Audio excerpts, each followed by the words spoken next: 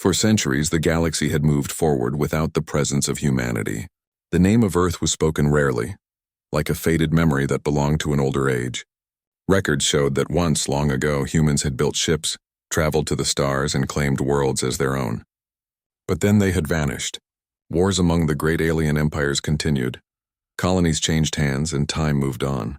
To many, humanity was just a story to frighten younglings or a historical footnote with no true weight. Yet rumors have a way of moving faster than truth. At first, it was only a whisper.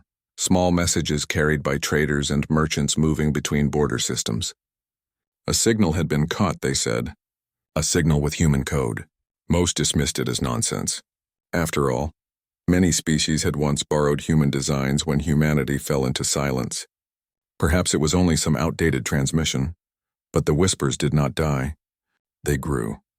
In the Council of 12, the ruling body of the largest galactic alliance, alien leaders gathered in secret. Holograms shimmered above a round table, representing each species. Tall insectoid diplomats with glittering eyes, scaled reptilian warlords with heavy jaws, and soft-skinned beings whose bodies glowed faintly with energy. All were powerful, all proud, yet all shared a single unease. "The reports continue," spoke Chancellor Rekal, a towering being of stone-like flesh. His voice rumbled across the chamber. "This signal is not a trick. It repeats in human pattern, across multiple sectors. Someone, or something, awakens," the delegates muttered. One dismissed it outright, clicking his mandibles in frustration. "Humans are gone. Their weakness ensured their end. We should not waste time chasing ghosts." But another delegate, an elder with translucent skin that revealed a network of glowing veins, raised her voice. "Do you forget their history so easily? They burned bright in their age. They fought empires far larger than themselves and survived. If even a fraction of that power remains, we must not ignore the signs." The chamber fell silent. Memories stirred. Even among those who had never met a human, records of wars won against impossible odds. Stories of colonies built in places no other species dared to live, of ships held together by little more than will, yet somehow prevailing. The council reached no final decision that day, but the whisper had become something larger, a question no one could silence. On the far edge of the galaxy, near forgotten trade routes, a lone listening post recorded a faint echo. The officer on duty, a young reptilian named Karesh, leaned closer to his console. The signal was old, almost too faint to hear, but its rhythm was undeniable. His scales prickled as he traced the code. It was human. For days he monitored it, unsure whether to believe his own findings. Then, when the pattern grew stronger, he sent it up the chain of command. His superiors doubted him, but soon other outposts across the stars confirmed the same thing. The signal was spreading, repeating from system to system as if guiding the way toward something. Soon rumors turned to stories. Merchants swore they had seen a shadow moving between stars, larger than any ship they knew. Some described it as a dark mountain drifting in the void, its shape hidden but its presence impossible to miss. Others claimed it was only a trick of light, nothing more than fear-shaping imagination. Still, the stories continued. Among the ordinary people of the galaxy, curiosity grew. In marketplaces, traders exchanged tales of the human ghost ship. Children asked their elders if humans truly existed. The idea of a forgotten race returning captured imaginations everywhere. Yet for leaders of empires, imagination was not comfort. It was danger. The Kar Dominion, the largest and most ruthless power, took the rumors seriously. Their fleets had conquered dozens of worlds, enslaving weaker species, and they did not welcome rivals. In their war chambers, admirals studied every report with growing unease. "Humanity was crushed long ago," one general said. "But if they survived, if they built something in the shadows, then what comes now may not be weak at all. It may be stronger than anything we know." Another slammed a claw against the table. "Nonsense. We are the masters of this galaxy. If humans rise again, we will crush them a second time." But his words sounded less like confidence and more like defiance against a creeping fear. On a quiet mining world, far from the grand politics of empires, the first direct sighting occurred. A group of workers noticed the stars shifting unnaturally. At first, they thought it was only their eyes. Then the ground shook, their instruments screamed warnings, and in the black sky above, a shape emerged. It was no ordinary ship. It blotted out the stars as it moved. Its hull stretched beyond vision, a wall of shadow marked with faint glowing lines that pulsed like a heartbeat. Unlike the bright, elegant designs of alien fleets, this vessel was raw and heavy, built for strength above all else. The workers stood in silence, awe replacing fear. They knew without question what they were seeing. Humanity had returned, and this was their ship. News of the sighting spread like wildfire. Governments tried to silence it, but the truth was too large to contain. Everywhere, the same phrase began to appear. The battleship is real. Back in the Council of 12, the debate turned into panic. They cannot be allowed to rise again, one ambassador cried. We must act now before they gain strength. Fool, another answered. Look at the scale of that vessel. Do you believe it was built yesterday? They have already gained strength hidden from us all this time. Whispers filled the chamber. For the first time in centuries, fear united the great empires, not against each other, but against something greater. Still, none dared move first. For while they feared the humans, they feared each other as well. To strike alone might mean destruction. To strike together required trust that none of them possessed, and so they hesitated. Far from their eyes, aboard the massive ship itself, silence reigned. Deep within its walls, humans walked its long corridors. Generations had lived in secret, building, preparing, waiting for the right moment to return. Their eyes carried determination, their voices calm yet firm. The ship's name was Eternal Resolve. It was not built for war alone. It was built as a symbol, a message. Humanity had not been erased from the stars, they had simply been patient. While other species fought and wasted resources on endless rivalries, humans had focused, gathered, and built something no one could ignore. Now, as the ship powered its engines and turned toward the nearest star system, one message was prepared to broadcast across every channel. In every language, we return to protect what is ours. The galaxy was about to change. The whispers had spoken true. Humanity was no longer a forgotten species, they were coming back. The galaxy had seen many ships before. There were cruisers that carried armies, dreadnoughts that could flatten cities, and carriers that launched wings of fighters. Yet none of them could match the sheer presence of the vessel that now drifted into the light of a yellow star. The Eternal Resolve was not just another warship. It was something beyond design, beyond scale. Its hull stretched for kilometers, layered with armor so thick that ordinary scanners could not measure its depth. Energy shields shimmered faintly around it, bending the starlight. Along its spine were colossal cannons, each the size of a city block, though they remained quiet. The ship did not need to fire a single shot to make the galaxy tremble. For the first time in centuries, humanity had stepped out of the shadows. On the bridge of the Eternal Resolve, Captain Elias Marin stood with his crew. He was a tall man with calm eyes, a leader not chosen for pride but for patience and wisdom. Around him, men and women worked at their stations, hands moving across glowing controls. Every one of them carried the same quiet determination. Status? Elias asked. His voice was steady, but even he could feel the weight of the moment. All systems stable, reported Commander Reeve, his second in command. Engines at full capacity. Shields at 99%. Weapons are armed but idle. The ship is ready, the captain nodded. For years they had trained in secret, far from the notice of alien empires. Now the ship's silence had ended. Then it is time, Elias said. Prepare the first transmission. Across the galaxy, thousands of listening posts, trading hubs, and military stations suddenly caught the same signal. It was strong, clear, and unmistakable. The voice was human. To the peoples of this galaxy, we are humanity. We return to protect what is ours. We seek no conquest, but we will not be ignored. Our homeworld was forgotten, our colonies taken, but we endured. We stand now as we always have, unbroken. The message repeated in every known language. It carried no threat, yet the weight of its words struck harder than any weapon. The reaction was immediate. On wealthy core worlds, citizens gathered in plazas to hear the broadcast. Some cheered at the boldness of it, thrilled at the idea of a new power that could balance the empires. Others trembled, afraid of what it meant for fragile peace. On border colonies once owned by humans but long lost to alien rule, the effect was even greater. Entire communities fell silent as the message played. Old records were opened, dusty flags were raised, and for the first time in generations, hope returned. The humans are back, they whispered, their voices filled with awe. But among the rulers of empires, fear grew. The Car Dominion responded first. Their admirals gathered in a war chamber filled with glowing star maps. The battleship's location was marked, a red point of light moving steadily across the edge of known space.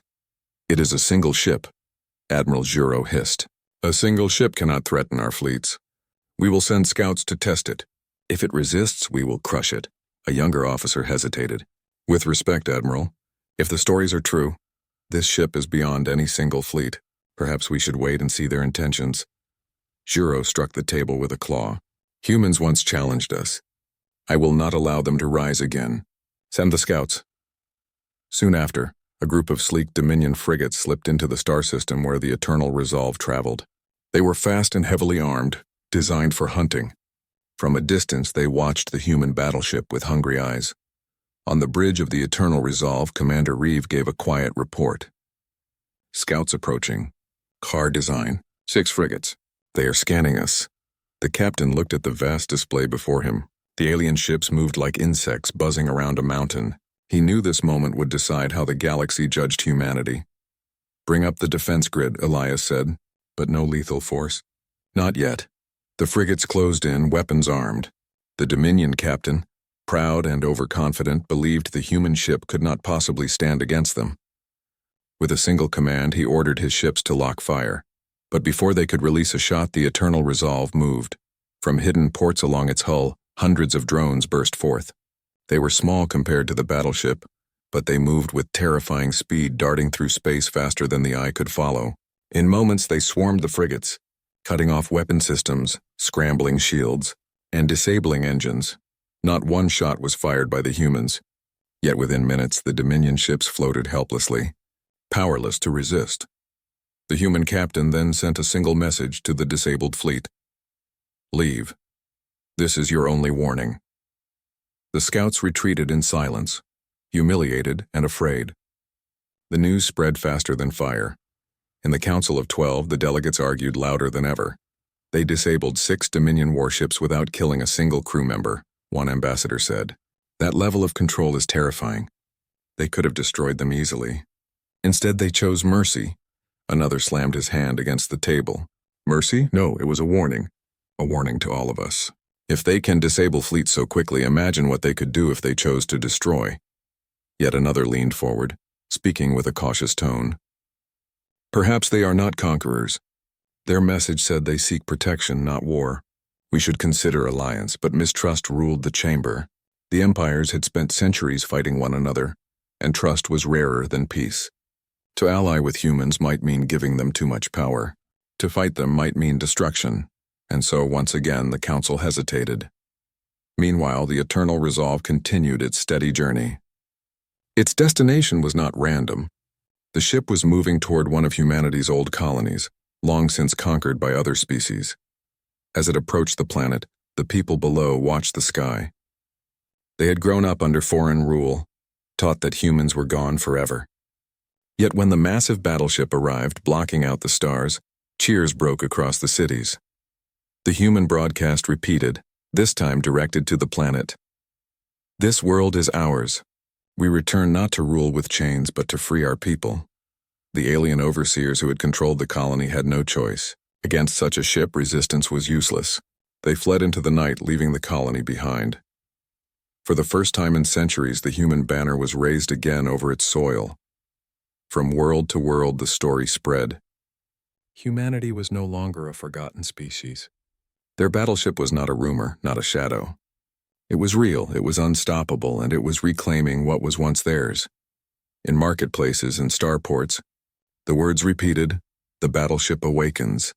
And as more and more colonies prepared for their return, the galaxy began to understand something deeper. This was not the arrival of a single ship. This was the beginning of a new age. The humans had come back, not with weakness, not with desperation, but with strength beyond imagination. The question now was not whether they would rise again. The question was whether the galaxy would survive their rise. The arrival of the Eternal Resolve had changed everything.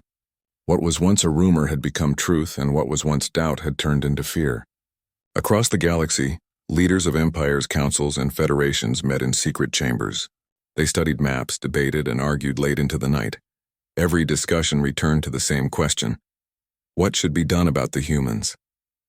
On the core world of the Zethar Alliance, thousands of delegates filled a great domed hall, their bodies glowing faintly beneath the white lights. The Zethar were known for their diplomacy, but even they could not agree. One delegate raised his voice above the clamor.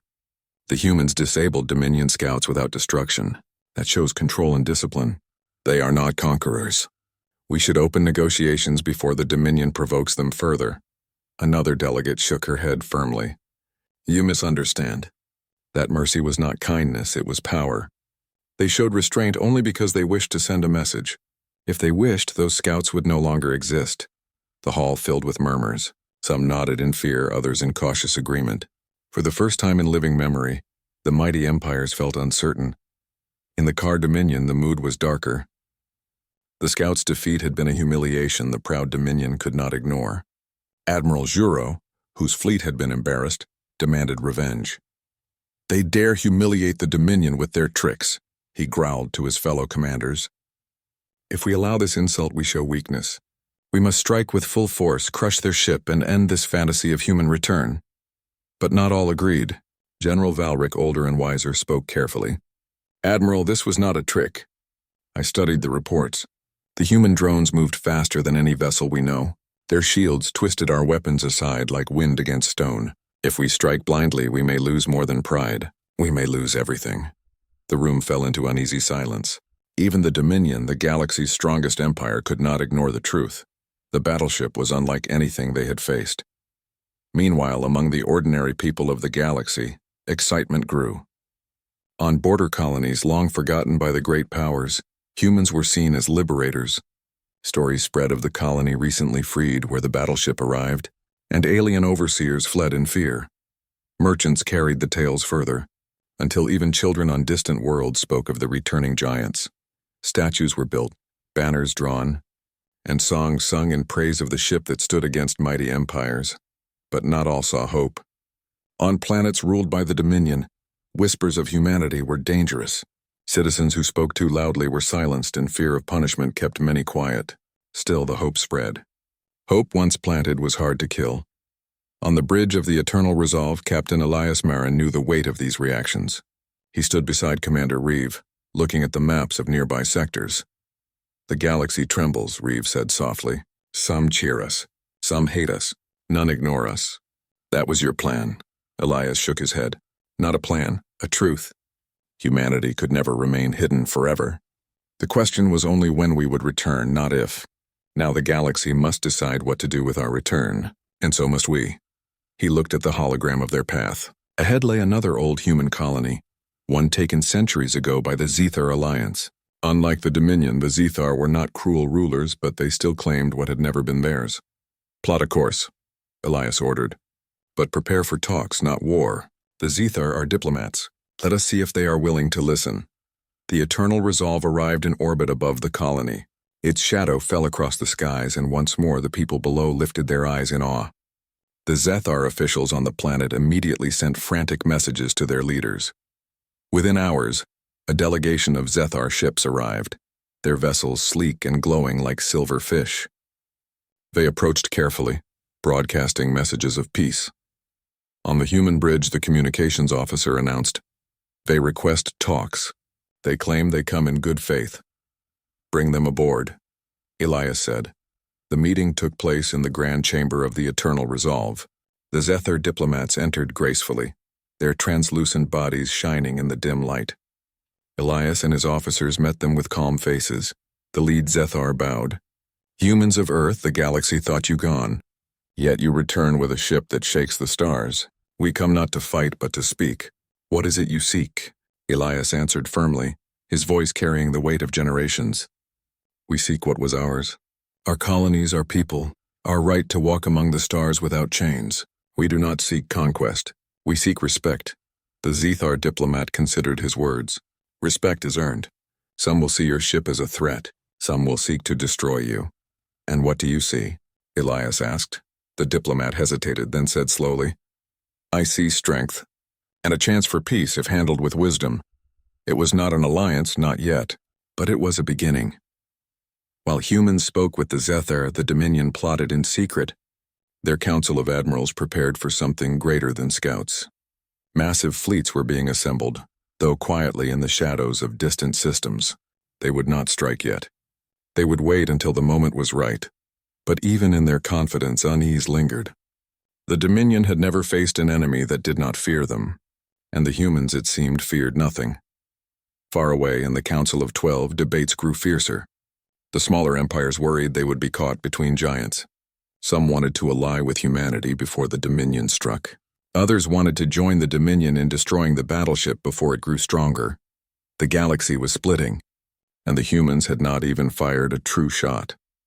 On the Eternal Resolve, Elias walked the halls of his ship late at night. He passed crew members who worked tirelessly, repairing, maintaining, preparing for what was to come. Every one of them carried quiet pride. They knew their return had already changed history. But they also knew the hardest part was still ahead. Elias stopped by a viewport, staring out at the endless stars. Somewhere beyond those lights, fleets were gathering, councils were arguing, fear was spreading, humanity had returned. But now the galaxy would test them. And Elias knew the time for whispers was over. Soon the time of clashes would begin. Everywhere tension grew. Colonies braced for change. Empires sharpened their blades. Alliances trembled. The galaxy stood at the edge of something new, something dangerous, and in the center of it all, the Eternal Resolve continued its steady path, silent and unstoppable like destiny itself. The warning signs had grown impossible to ignore. Across the galaxy, fleets were moving. The Car Dominion, humiliated by the human scouts, had marshaled its armadas in secret.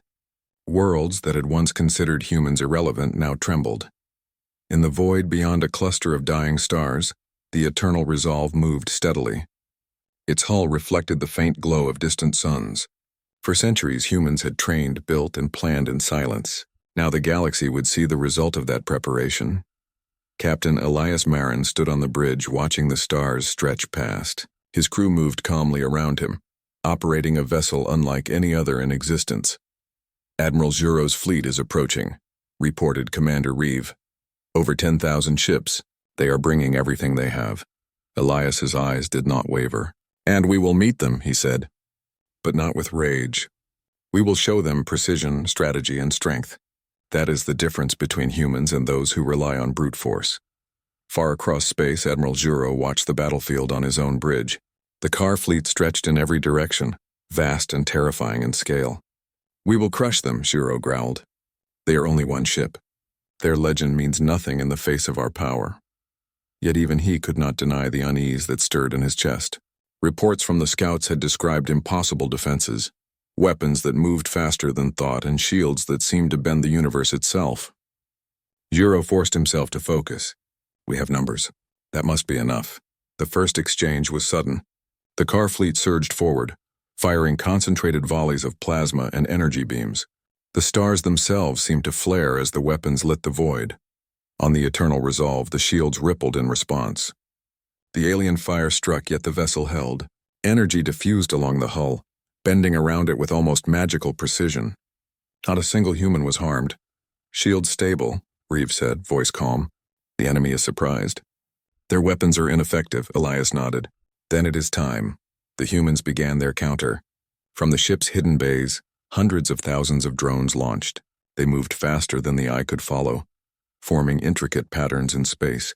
In seconds, they intercepted incoming fire, redirecting beams harmlessly into empty space, disabling car weapons without destruction. Then the human cannons fired, not to obliterate but to demonstrate control.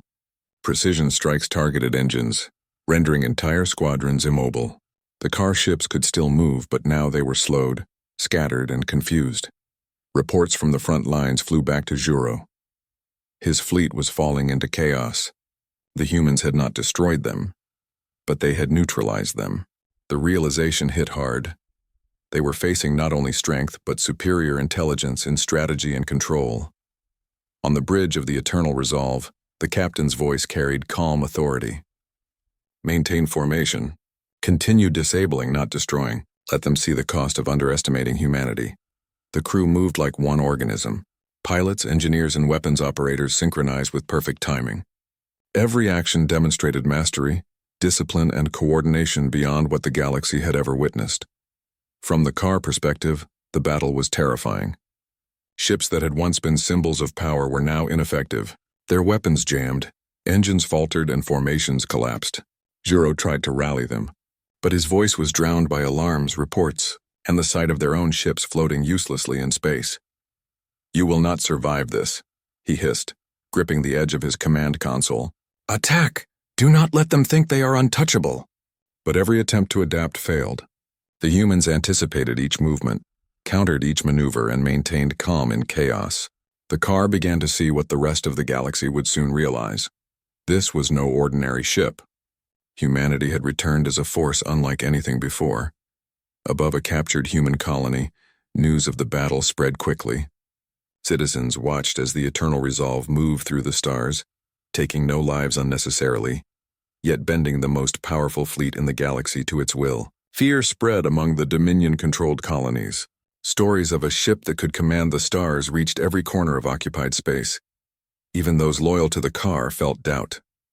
If one ship could do this, what might humanity do when fully mobilized?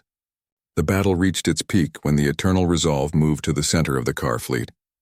Drones swarmed around the alien ships, disabling critical systems. Engines faltered, weapons overheated, and communication lines were cut. The car tried to regroup, but confusion and panic had taken hold. Then, for the first time, human weapons fired with controlled power. Not indiscriminately, not in rage, but precise targeted strikes. Entire battalions of enemy ships were immobilized. The humans had demonstrated their strength without ending life unnecessarily. The car, witnessing this, could only retreat in disorder. Their pride shattered, their fleet reduced to fragments. They realized the cost of underestimating humanity. In the aftermath, the Eternal Resolve moved slowly through the field of disabled ships. It did not celebrate. It did not gloat. The humans had not sought total destruction. They had sought to show the galaxy that weakness and arrogance were no match for skill, strategy, and will. Captain Elias addressed the crew. "We have proven that humanity is back," he said. "We have shown control, discipline, and strength. But remember, today is not the end. The galaxy will challenge us in many ways, and we must always be ready. We fight not for pride, but to ensure survival and freedom for all humans." The crew nodded. They understood the responsibility. Humanity's return was not a simple triumph. It was a warning, a statement, and a promise. Across the galaxy, reactions poured in. The Zethar Alliance and other minor powers sent messages of respect and cautious optimism. Some sought alliances, others simply observed. The Car Dominion, humbled and fearful, began reorganizing in secret. Rumors spread of humans who could control fleets without firing, of a battleship larger than entire squadrons, and of precision unmatched by any known civilization.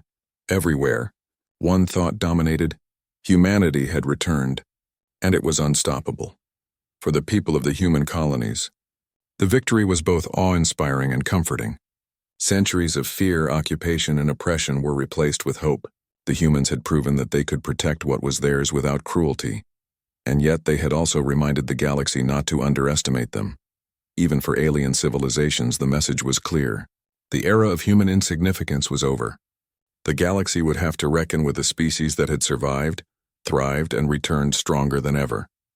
As the Eternal Resolve continued its journey, Captain Elias gazed out at the stars once more.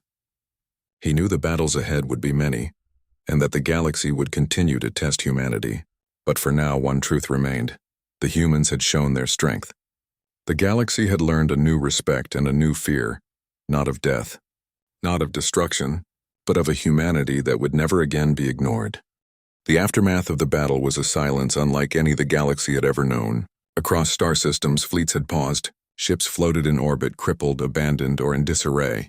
Entire empires that once prided themselves on power now hesitated, uncertain how to respond to a single human battleship. The Eternal Resolve glided through space with quiet authority, its hull reflecting distant suns. For centuries, humans had been absent, almost forgotten. Now they returned not as the weak or timid, but as a force beyond imagination. Every alien species felt it. Respect, awe, and fear mingled in a way no one could deny. On the bridge of the battleship, Captain Elias Marin observed the galactic map before him. Dozens of systems had already received humans again, and every one of them was either rejoicing or trembling. Humanity had reclaimed colonies, freed populations, and shown that their power could not be challenged. Commander Reeve approached him, voice calm, but filled with quiet admiration. "The reports keep coming. Entire fleets are hesitant to move against us. The message has spread. Humans are feared." Ilias nodded. "Fear is not what we seek. We do not wish to dominate the galaxy, but respect must be earned. And now everyone knows that humanity cannot be ignored." In the Car Dominion, the mood was somber. Admiral Zuro paced before the holographic map of his shattered fleet. The defeat against the Eternal Resolve had been humiliating, and worse, the humans had not even sought total destruction.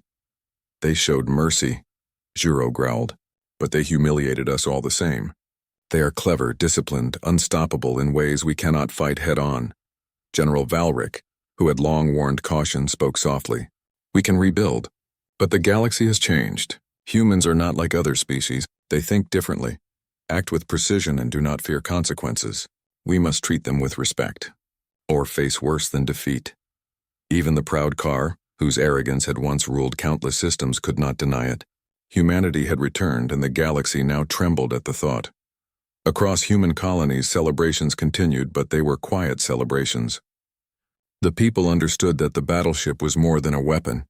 It was a promise that humans would protect their own, and that they would ensure justice for all those who had suffered under alien rule. On one of the liberated worlds, young children watched the massive ship drift across the night sky. Old stories spoke of humans as weak and long gone, but here it was, a real symbol of strength. Parents whispered, "The humans are back and they will not be defeated." Hope had returned and fear had spread among oppressors. The balance of the galaxy had shifted. The Council of 12, which had long ignored humanity, now convened in haste. Every species debated what course to take. Some sought alliances with humans, hoping to share their protection and gain favor. Others attempted to plan coordinated strikes.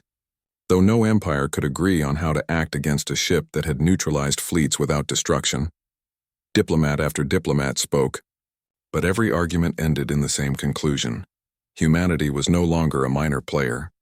The galaxy's great powers had underestimated them, and the cost of misjudgment was clear. On board the Eternal Resolve, Elias prepared a communication that would reach every corner of space. It was not a declaration of war nor a demand for submission. It was simple, clear, and powerful. "To all beings of the galaxy, humanity has returned. We seek no conquest, but we will not be ignored. Respect what is ours, and peace will follow. Challenge us, and you will learn the true strength of a species that has endured beyond expectation. We fight not to destroy, but to protect. We are humans, and we have returned." The message spread faster than light. Fleets paused mid-course. Councils debated in confusion. Colonies celebrated. Everywhere a new understanding had taken hold. Humans were back, and they were no longer to be underestimated. In the Car Dominion, the effect was immediate. Fleets retreated into secure systems. Starport defenses were reinforced. The prideful empire that had once ruled without challenge now moved with caution. Fear had entered their hearts, not the fear of annihilation, but the fear of a species that combined intelligence, strength, and will in a way the galaxy had never seen. Even smaller empires, who had previously considered themselves safe from human influence, began reassessing their alliances. If humans could challenge the Car Dominion, what could they do to anyone else? Meanwhile, humanity continued its methodical path across the stars.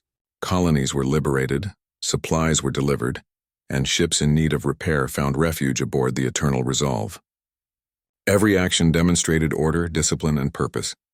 The humans were not conquerors.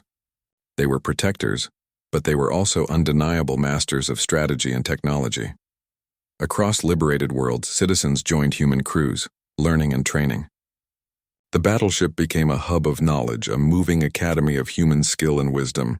The galaxy watched, knowing that any attempt to challenge humans again would face not just one ship, but generations of trained and disciplined humans who would defend their people and ideals. On a distant moon, a young alien historian recorded the events. He wrote carefully, knowing future generations would read his account. The humans returned not with armies, but with a ship unlike any we had known. They did not destroy for pride, yet they humbled the mightiest fleets. They do not seek to conquer, yet their strength is unmatched. The galaxy has learned a new respect and fear for humanity. The era of human insignificance has ended. Across the stars, similar records were made. Everyone understood the same lesson.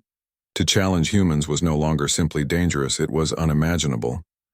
Even in the far reaches of the galaxy, where humans had never traveled, the ripple of their return was felt.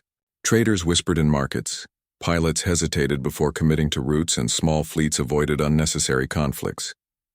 Humanity's presence had become a force that influenced every corner of known space. No empire could ignore it. No colony could remain untouched. Every system, every council, every leader now knew the same truth. Humans were back, and they were not weak. On board the Eternal Resolve, Captain Elias stood at the observation deck, looking at the endless stars. The galaxy had learned fear, but not fear of cruelty or war. It had learned fear of a species that would never again be underestimated. He turned to his crew, their faces calm but filled with quiet pride. The galaxy has seen our return. Our people are safe, our colonies restored. But our work is not done. We must continue to protect, to build, and to ensure that humans are never forgotten again. Today we have shown strength. Tomorrow we will show that humanity's will is stronger than any star, and more enduring than any empire. The crew nodded, understanding the responsibility. They were not just soldiers, they were ambassadors, protectors, and symbols of a reborn species. As the Eternal Resolve moved through the galaxy, its shadow stretching across countless stars, one thing became certain. The galaxy would never again think of humanity as weak, forgotten, or inconsequential. Every fleet that trembled, every council that hesitated, every colony that rejoiced, all had learned the same lesson. Humanity had returned, and their presence alone was enough to command respect. Fear spread. Yes, but it was a fear rooted in awe, understanding, and the knowledge that humans would defend what was theirs with precision, discipline, and unyielding will. The galaxy would never forget, and humanity, steady and unbroken, continued its journey, a living symbol of resilience, strategy, and the strength that comes from survival and unity. The age of human insignificance was over. The galaxy had learned a new truth. Humanity was here, humanity was powerful, and humanity would never be underestimated again.